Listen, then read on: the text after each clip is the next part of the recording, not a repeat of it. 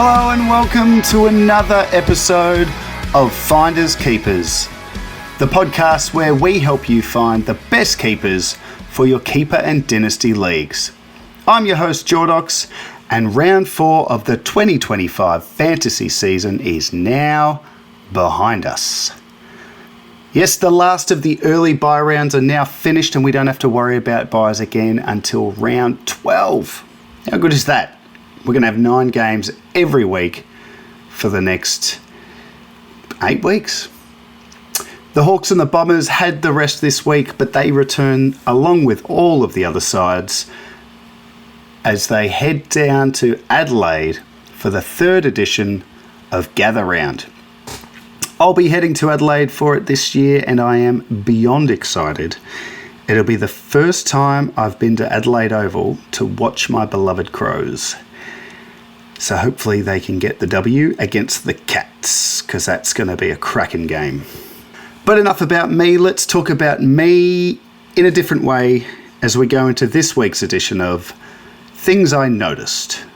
Now, full disclosure, this weekend gone was a weekend where I probably watched the least amount of footy I have so far this year. I was down at a wedding, down or up? I was up at a wedding in Yarrawonga, right on the border of Victoria and New South Wales, and reception wasn't amazing. So I did watch Thursday night, Friday night and Sunday night, but didn't catch any of the games during the day, Saturday and Sunday, which means I missed the Crows game, which is pretty unusual for me. I always find a way to watch the game, but it's probably one of the only things that will stop me watching my Crows is attending a wedding. I mean, who books a wedding between the months of March and September anyway? I mean, honestly. No, it was a great wedding and a great game that I missed, apparently, and there was a bit of controversy at the end. Not for the first time in recent times, the Crows were robbed right in front of us. Right in front of us. Hopefully you guys get what that quote was. Anyway, let's have a look at what I saw, or what I read about anyway, and it starts on Thursday night with a guy I thought I would never talk about in this space again, but Zach Williams. What a journey for those who've owned him over the years. He's finally, it seemed like he'd finally found his place at Carlton playing in a forward role, so he's got forward status, but obviously his fantasy scoring hasn't been anything that would make him relevant. But on Thursday night after, I think it was Lockie Cowan went down, Zach Williams appeared to go to the back line and play off half back again. And Zach Williams owners, once upon a time, were just praying he could get the midfield time that we thought was going to happen when he came to Carlton. But right now, they'd be stoked if he's got his backline role again. But if he's gone back and that's going to keep, I mean, Lockie Cowan's out for a fair while, I saw. So he scored 80-something. He even had a CBA. I think he took a kick in. I just think it's what we want for him. So keep an eye on it. Maybe jump on him if you think you can trust it. The only thing is with Carlton, they're just in terms of players and positions, I feel like players are moving all over the place. We know Silvani's got that new role down back, and Lewis Young was playing forward. And with Mackay coming back, hopefully soon, maybe they can afford to put Williams in the back line. All I know is it's very hard to predict what's happening, but I will say this. If Zach Williams is playing off half back, he's relevant again. In the same game, George Hewitt, he just deserves a mention for the pure fact that there are only 2 players in the league who've scored a ton in all 4 rounds. And that's George Hewitt and Josh Dunkley. It's amazing. He was, he was at his usual best on Thursday night, and he did it while minding Nick Dacos as well. So, yeah, I've been waiting for Hewitt to have a down game, but so far he's proven to be a very, very handy player to have. Another Carlton guy, Cooper Lord, and I don't know a lot about this kid, but I'll just say keep an eye on him. He's getting these small chances in games in the midfield, and he's actually caught my eye every week this season. So round 1 against Richmond, he was subbed out, and I remember thinking that was a strange choice. And he was on 70 from 56% game time. Then the next week against the Hawks, he was the starting sub, came on and scored 15 in 13% game time. And then on the weekend, so he was dropped in round 3, brought back against Collingwood and scored 74, and he had some time in the middle. I don't know, there's something about him I really like the look of. So have a look at him, and don't be afraid to jump early if you like what you see from him this week. A couple of guys from Collingwood, Lachie Schultz. I spoke about him last week, as it looks like he's starting to come into his own as a Magpie, and he was brilliant.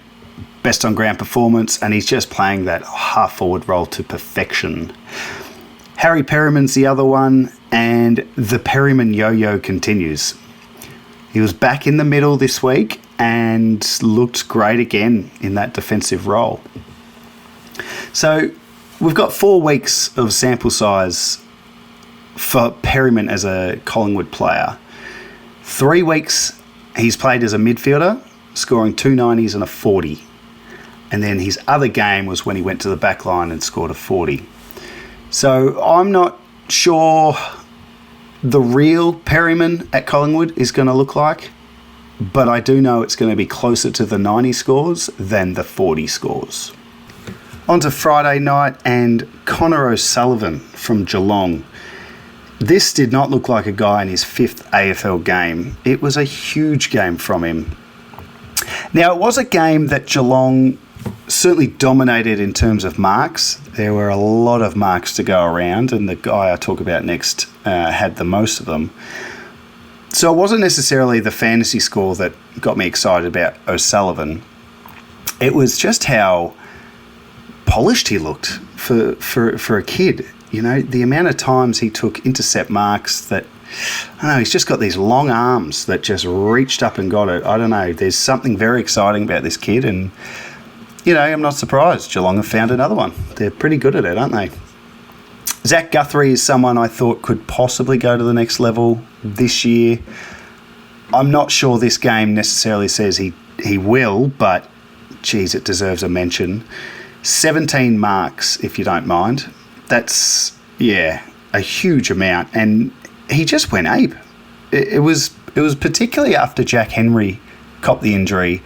And, you know, your heart goes out to Jack Henry owners, because it looked like he was on track for a big score. But he went off injured, and then it was just Stewart and Guthrie and bits of O'Sullivan just chippy, kick to kick. It was an absolute masterclass in how to score +6s. Now, Sam De Koning gets a mention every week because he's quite a fascinating player, really.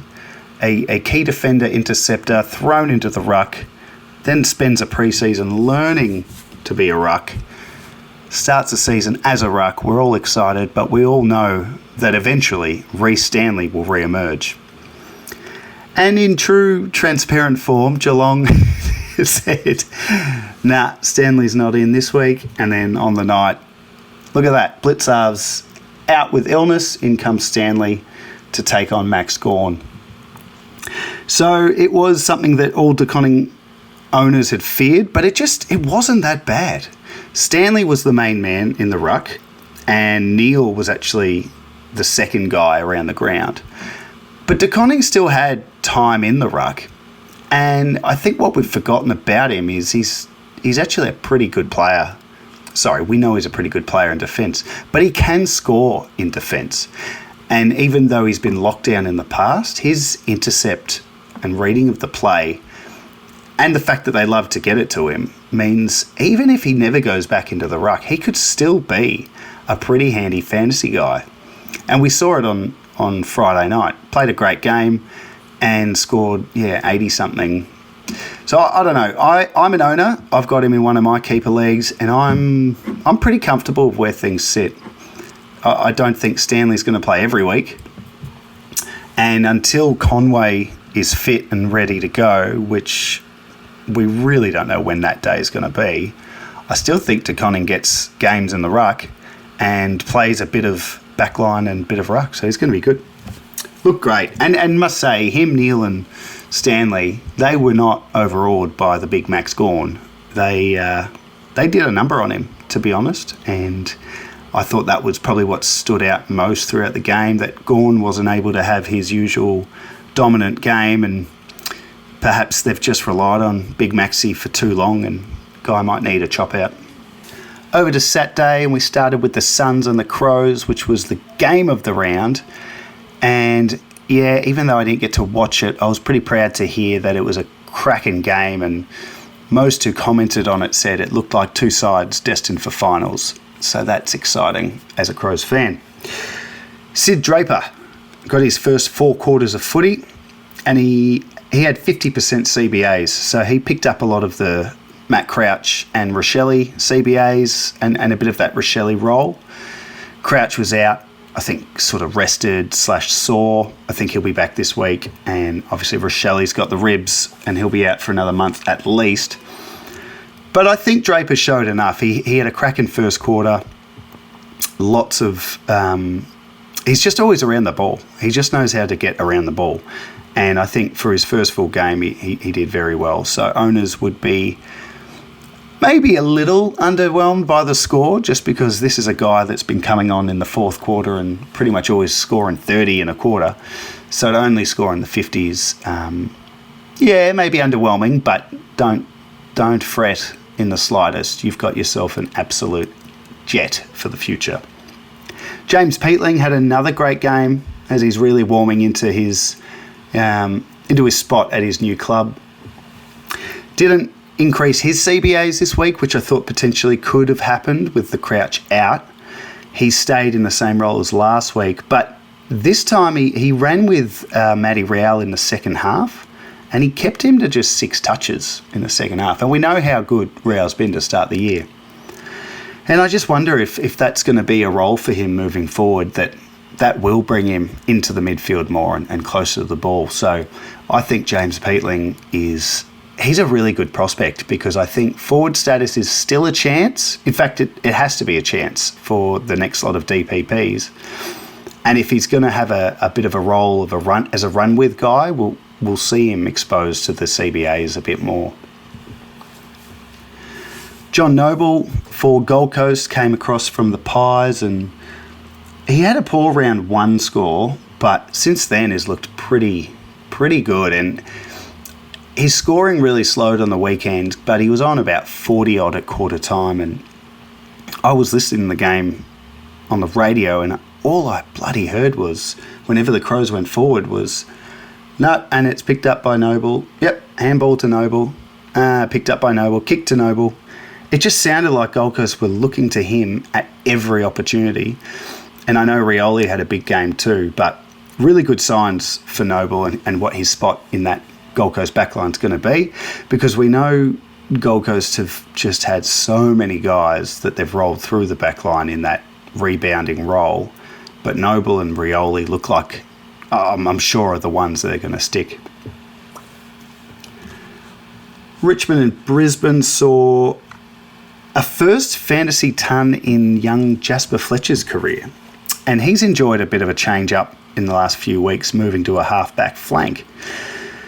So we've noticed that role change, we've noticed his scoring, but yeah, once someone scores a ton in that role, that's when we all really take notice. So expect him to be snapped up this week if he hasn't already, particularly if you're playing with the Keeper Fantasy specific DPPs, which were announced last week. He's already picked up defender status in that one, but I'd be pretty confident it's heading his way for the rest of the formats in round 6. The other thing on Fletcher playing half-back was I wondered, well, where's Jared Berry? Because he's been playing half-back and his scoring has dropped the last 2 weeks.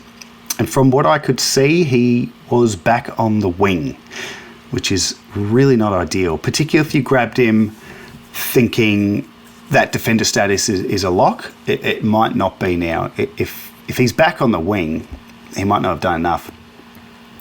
Not sure what they're going to do, Brisbane. I think there's going to be games where Berry goes back and then Fletcher goes to the wing. And yeah, it's kind of hard to pick, but the scoring is certainly off the half-back line.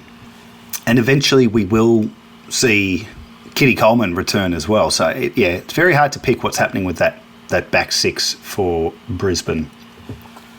Saturday night was North and Sydney, and I think we all kind of felt like North would be a real show in this one, but from all I've heard is they never really got near them and Swans kicked away.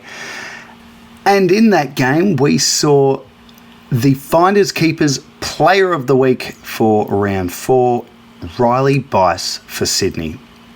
In just his third AFL game, he did as he pleased off halfback, picking up 26 touches, taking 15 marks. And of these 26 touches, 20 of them were kicks, which is just gold. Pretty incredible, really.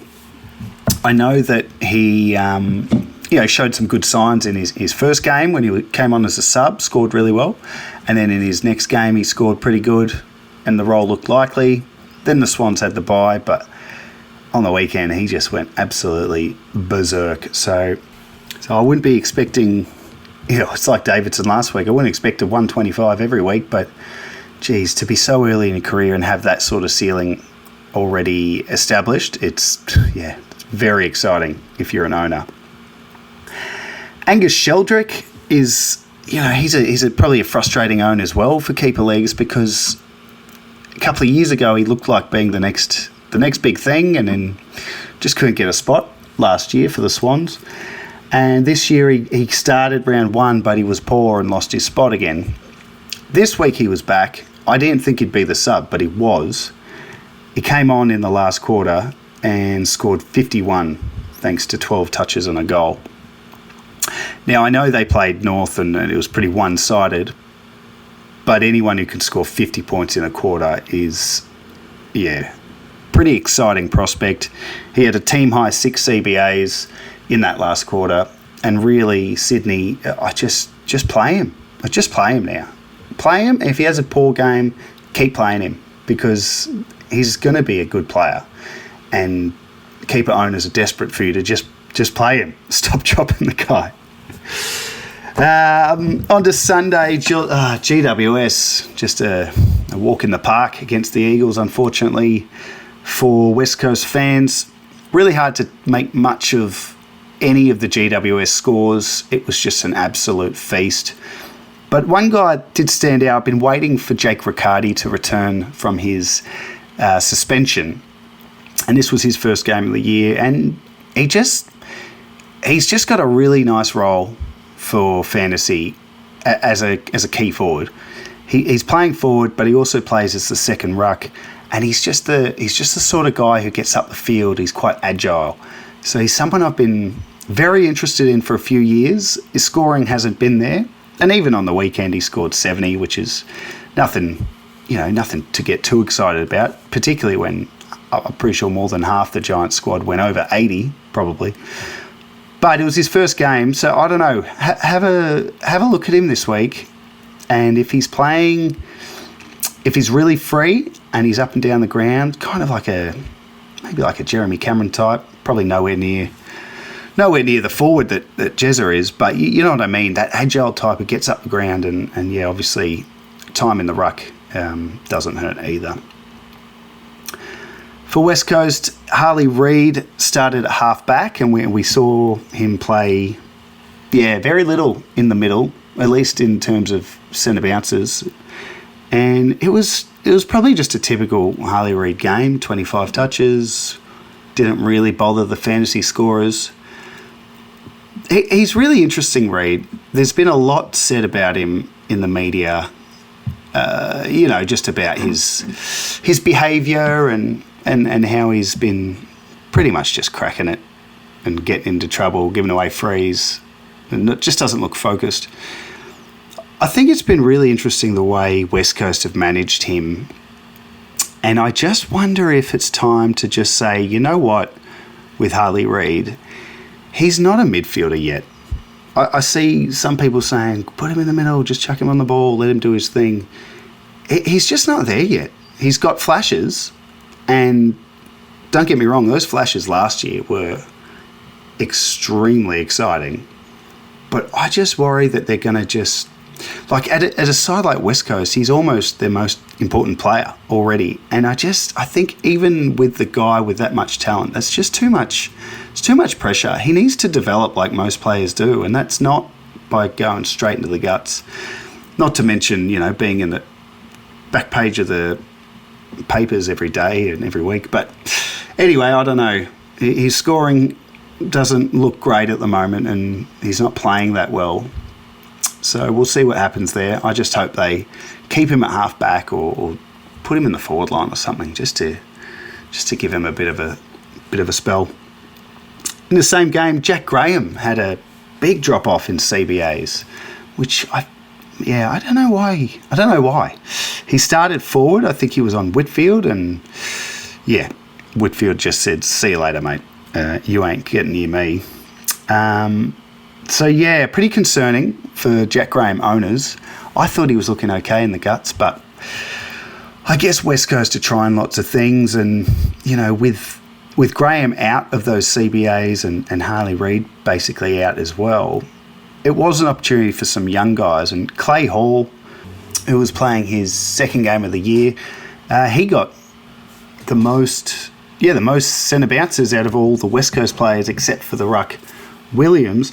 And then the other one who had a heap of centre bounces was the first gamer Tom Gross, who, look, I didn't watch the game, so I can't say he looked good, but for him to score 62 in a game where I think the Eagles' highest scorer was like 80-something and they got smashed, it's pretty impressive, and it shows what West Coast think of the young fella, because, not often a debutant gets that many CBAs. So, look, West Coast are trying different things, and I guess if, ultimately they're getting games into those younger guys and giving them that midfield exposure, that's good.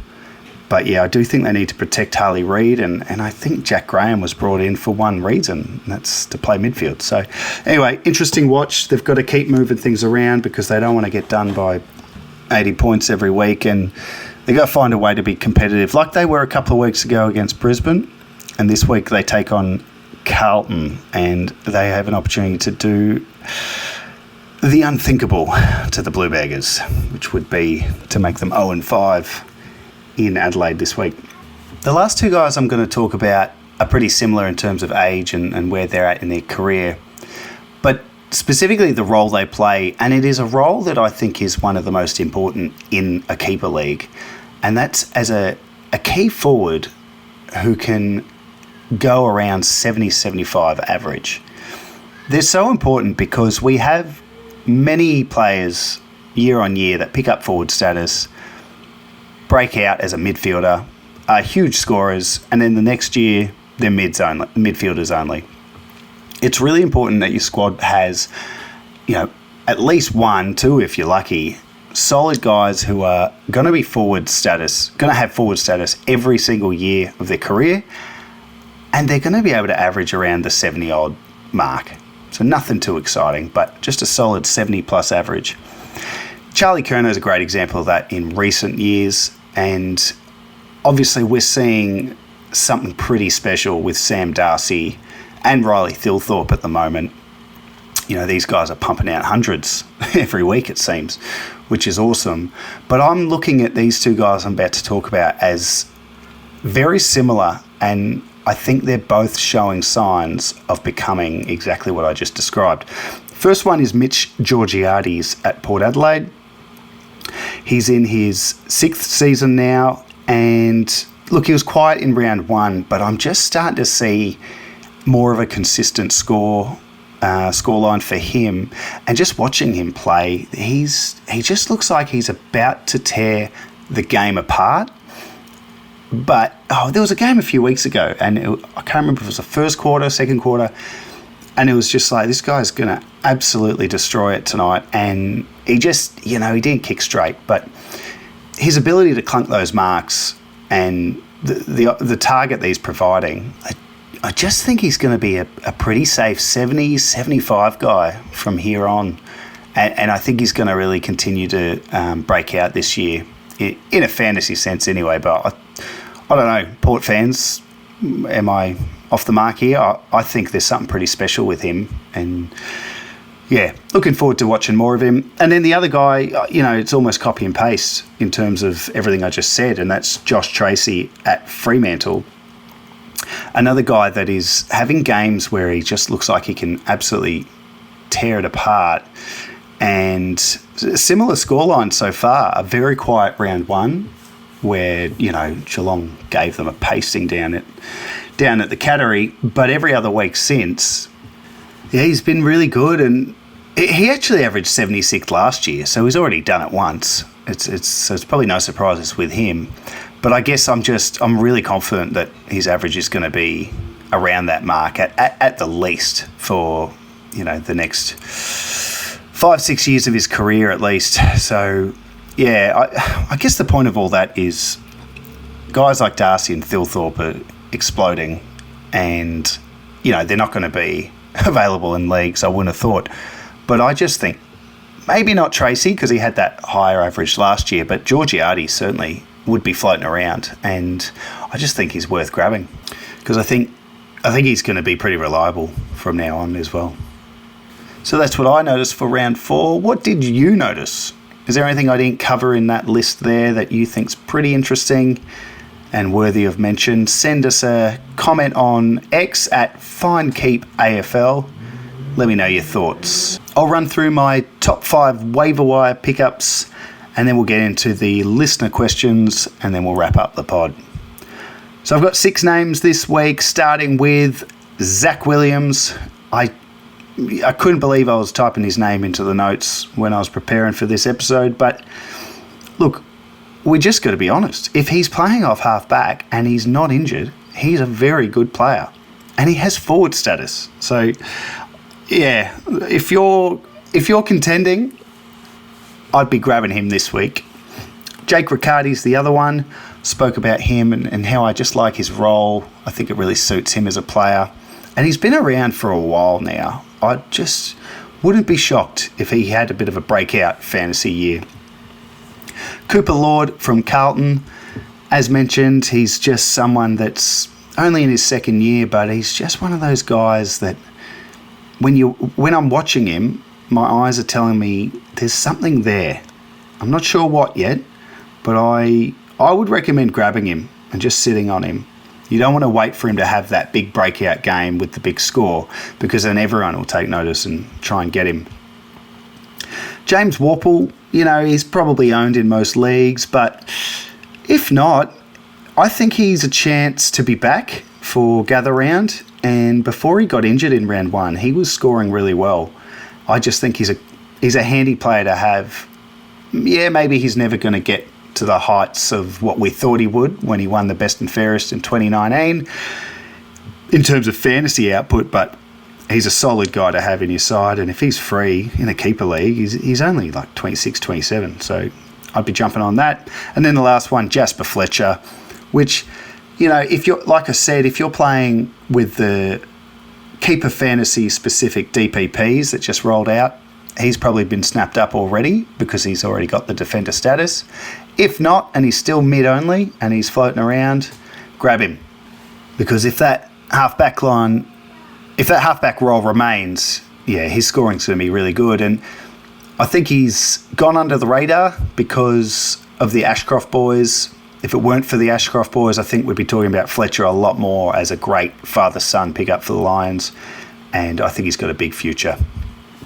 On to the listener questions for this week, and there's some good ones. And last week, if you listened to the show, you'd know that I said to send through the best trade you've ever seen or experienced in a keeper league. And I've got a few that have come through that I'm looking forward to dissecting for you. The first one comes through from @GregWilliams75. Thanks, Jordox. Loving the podcast.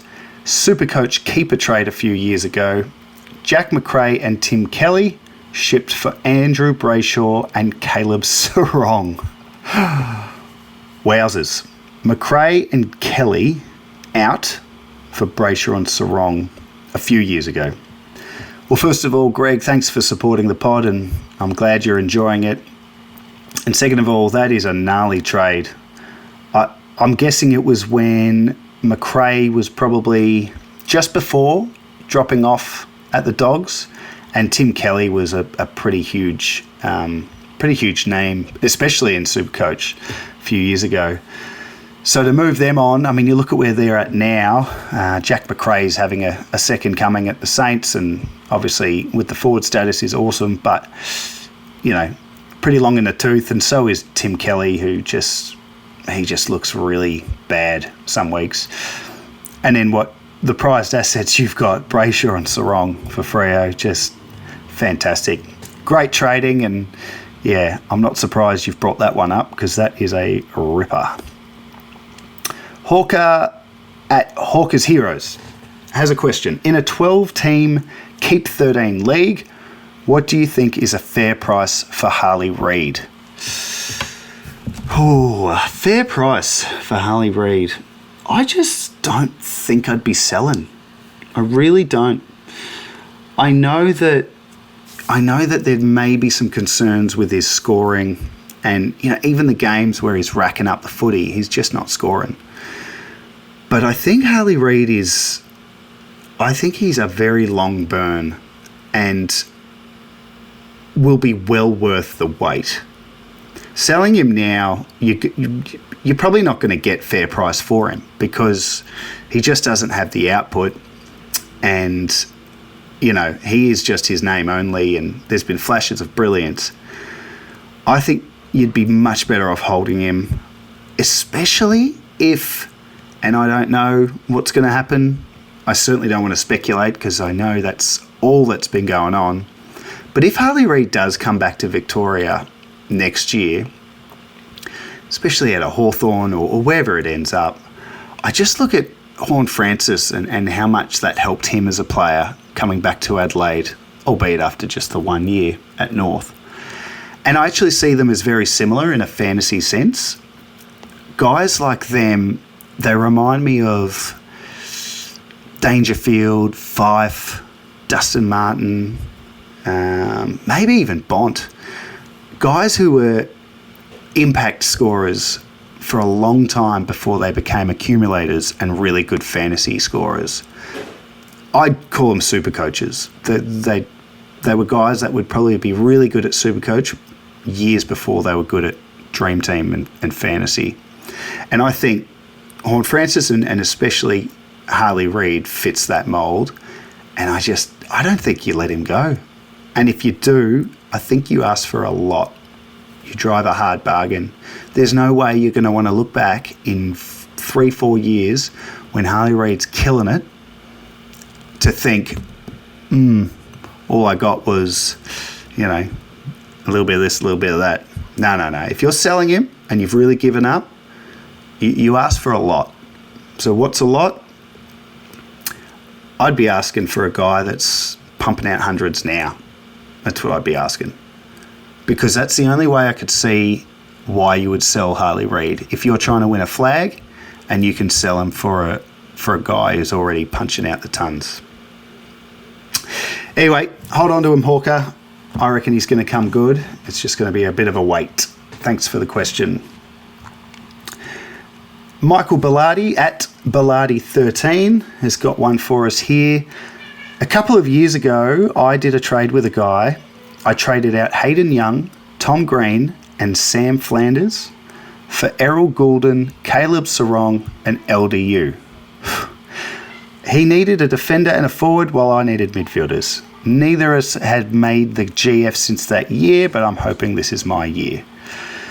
That's a big trade. I know it was a couple of years ago, but gee, some of those names, Tom Green, Flanders, Goulden, LDU, really big names. And look, at the moment, I'd have to say the guy you traded with is faring better.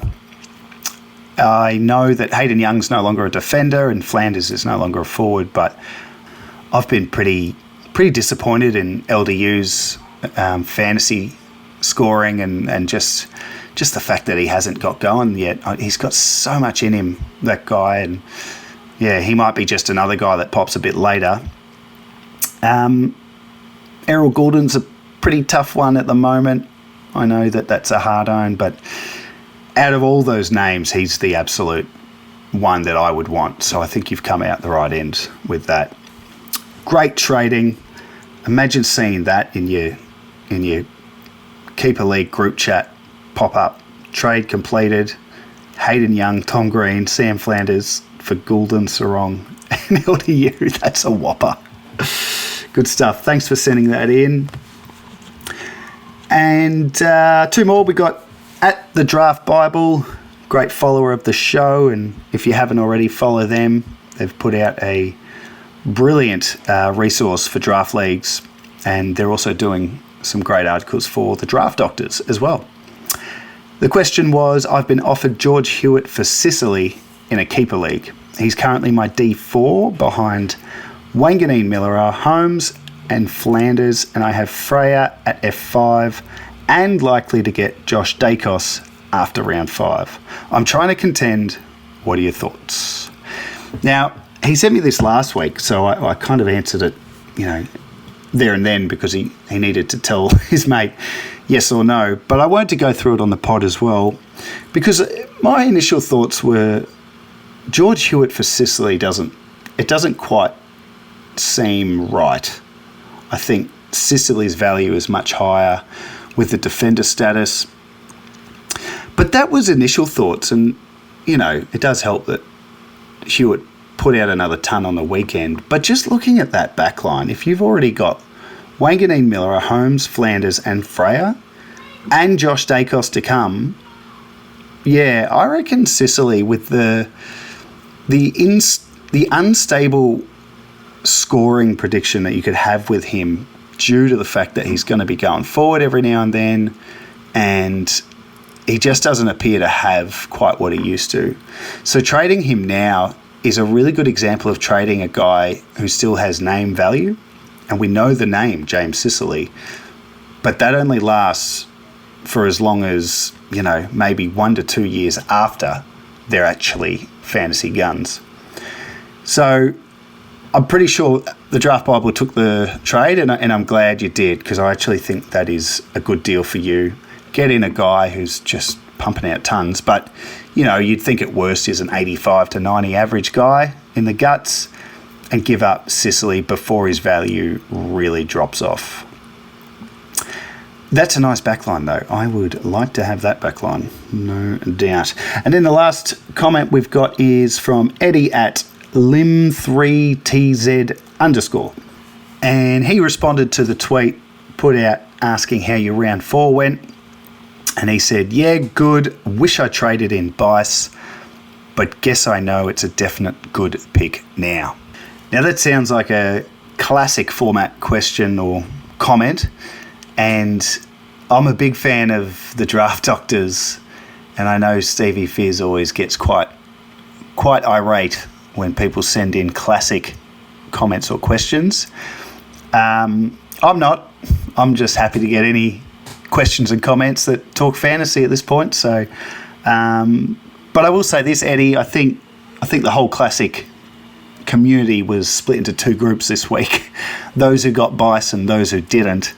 And I think anyone who didn't will be making him a priority this week, because I don't think he's he made a lot of cash, but the break even will still be negative. I grabbed him in AF, but he sat on my bench, so I'm happy and sad. And then in Dream Team, I didn't get him. How's this? I traded Perryman down to Bice on Thursday night, but then on Friday changed the trade from Bice to Max Holmes. I think it's just because I was playing my mate and I really wanted to beat him. That backfired, cost me 70 odd points, and how much money? 700k? Anyway, let's move on. I won't make a habit of talking about Classic, but Eddie brought it up and I thought I'd just vent that little piece for you there. Thank you everyone that sent in questions, sent in trades, sent in their thoughts. Please continue to do so, guys. I love hearing from the listeners. And even if it's just some generic feedback about the pod, what you think we should do with it moving forward, if there's things about it that you want to see added, and there are other things you want to hear, please drop us a line on X at FineKeepAFL And if you do, it's really going to help me mold this podcast to be exactly what you want it to be. And that's a wrap for the round 4 episode of Finders Keepers. It was quite a big one in the end. Lots to go through. Thank you very much for listening and for your support to the podcast so far. If you are enjoying it, please like and subscribe wherever you're listening. And next week is going to be a really exciting episode. I'm going to have a special guest join me to go through all that we see across Gather Round. So stay tuned for that next week. Episode will be out same time as usual, first thing on the Tuesday morning. Good luck for the week ahead. I hope you get the waiver wires you desire, and I hope you get the win in all your leagues across all the formats. And most of all, I hope you enjoy Gather Round. I know I will. I'm going to be there. It's going to be great. But in the meantime, I'm Jordox. This has been Finders Keepers. And until next time, keep on keeping on.